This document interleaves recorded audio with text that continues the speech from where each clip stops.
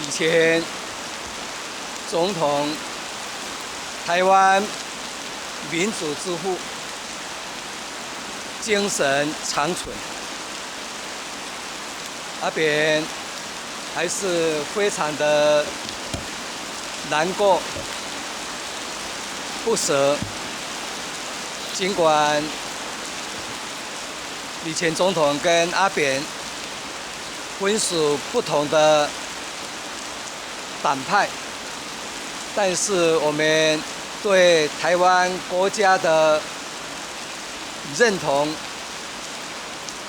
跟有关台湾民主的巩固跟深化，以及在捍卫台湾的国家主权，谋求全民的最高福祉，我们是没有颜色之分的。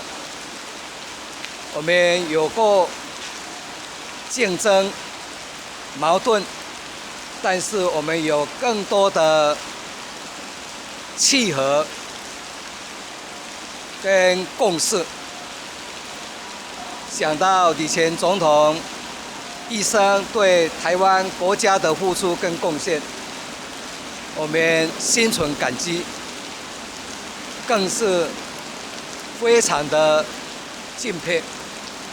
我们希望全体国人同胞能够继续走我们李前总统还没有走完的这一条民主大道。